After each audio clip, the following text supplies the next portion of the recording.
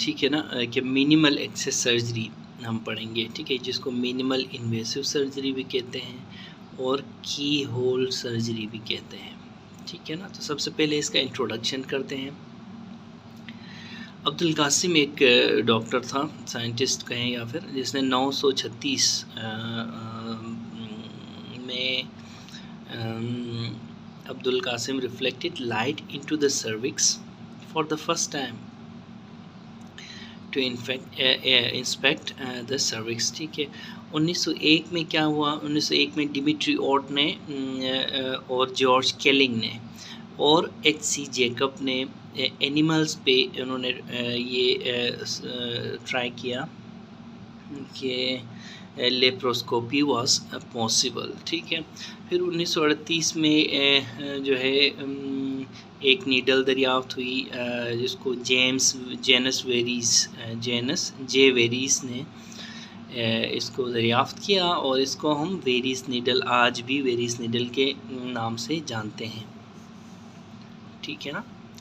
वेरीस needle, ये वही वेरीस needle है जिसको हम न्यूमोपेरिटोनियम क्रिएट करने के लिए यूज़ करते हैं पेट के अंदर, ठीक है, हाँ, एब्डोमेन के अंदर। 1953 में क्या हुआ, रिजिड रॉड लेंस सिस्टम दरियाफ्त हुआ, फाइबर ऑप्टिक्स दरियाफ्त हुआ, प्रोफेसर H. हॉपकिंस ने ये दरियाफ्त किया, ठीक है, 1953 में। और इसी ने मॉडर्न लेप्रोस्कोपी को रिवोल्यूशनाइज किया, ठीक है ना। अच्छा, फिर उसके बाद 1981 में फर्स्ट लेप्रोस्कोपिक एपेंडेक्टमी ने परफॉर्म की सैम ने, ठीक है, सैम नामी डॉक्टर ने। उसके बाद 1985 में first lap chole in the world हुई और 1991 में फिर पाकिस्तान में फर्स्ट लैब कोली हुई है। अंदाज़ा करें, 1985 में दुनिया में हुई है और 91 में पाकिस्तान में हुई है, यानी 6 साल पीछे पाकिस्तान है उस हिसाब से, ठीक है, ठीक है। अब मिनिमल इन्वेसिव सर्जरी जो है, जिसको मिनिमल एक्सेस सर्जरी भी बोलते हैं और की होल सर्जरी भी बोलते हैं, इसको कैसे डिफ़ाइन करेंगे आप? It is a combination of modern technique and surgical innovation, जिसमें मिनिमल ट्रॉमा होता है, ठीक है ना, जिसमें मिनिमल ट्रॉमा होता है। कौन सा ट्रॉमा? साइकोलॉजिकल ट्रॉमा और सोमेटिक ट्रॉमा, और ठीक है ना, टू एकम्प्लिश द सर्जरी या फिर थेरेप्यूटिक गोल्स, ये डेफिनेशन है मिनिमल एक्सेस सर्जरी का, which is a combination of modern technique, surgical innovation with minimal trauma, psychological and somatic to accomplish surgical and therapeutic goals, ये minimal access surgery की definition है, ठीक। Categories क्या क्या हैं देखें। जो मिनिमल इन्वेसिव सर्जरी की जो टेक्निक्स है ना, उनको हम कैटेगराइज करें तो देखें, उसमें लेप्रोस्कोपी आती है, थोरेकोस्कोपी आती है, एंडोलुमिनल बायोप्सी आती है, पेरीवेस्कुलर बायोप्सी आती है, पेरीविजरल बायोप्सी आती है, आर्थ्रोस्कोपी आती है, इंट्राआर्टिकुलर जॉइंट सर्जरी आती है, और उसके बाद कंबाइंड अप्रोच आती है। तो ये सारी टेक्निक्स हैं मिनिमल इन्वेसिव सर्जरी की, ठीक है। और एडवांटेजेस क्या है मिनिमल इन्वेसिव सर्जरी की? देखें, शॉर्ट हॉस्पिटल स्टे होता है। आपने देखा होगा कि जब लेप्रोस्कोपिक कोलिसिस्टेक्टमी होती है तो हम अगले दिन ही पेशेंट को घर भेज देते हैं, उसको रखने की ज़रूरत नहीं होती, ठीक है। लेस पेन होता है डेफिनेटली, जितना छोटा आप इंसिजन देंगे उतना छोटा लेस ट्रॉमा होगा और लेस पेन होगा। फास्ट रिकवरी मैंने आपको बताया, शॉर्ट हॉस्पिटल स्टे इसीलिए होती है। Better visualisation of deep structures like pelvic structures और रेट्रोपेरिटोनियल स्ट्रक्चर्स, एक बार कैमरा अंदर गया तो आप कुछ भी देख सकते हैं, ठीक है। मिनिमल स्कार, आपको पता है एब्डोमेन में पता ही नहीं चलता कि उसका कोई ऑपरेशन हुआ है। Less post of complications, definitely post of complications भी बहुत कम होते हैं। फॉर एग्जांपल, आप लेप्रोस्कोपी के लिए ओपन कोलिसिस्टेक्टमी के लिए इतना बड़ा इंसिजन दे देंगे ठीक है ना।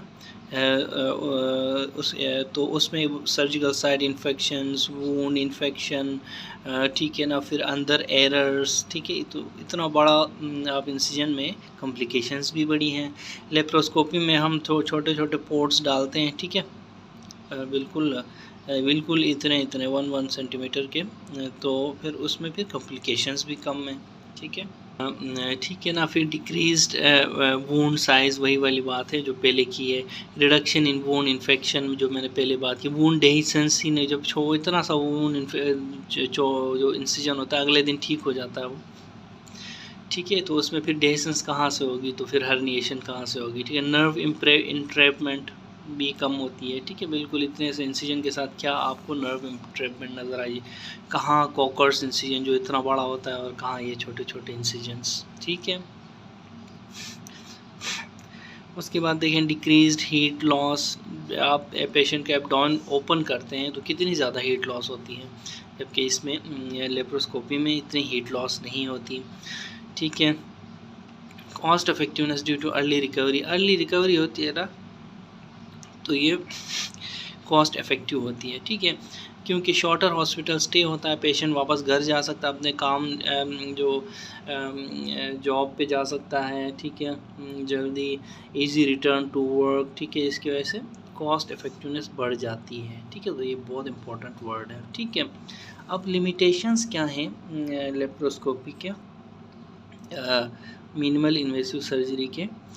देखें, रिलायंस ऑन रिमोट विजन, ठीक है। रिमोट विजन पे हम रिलाई करते हैं। लॉस ऑफ टेक्टाइल फीडबैक इसमें नहीं मिलता।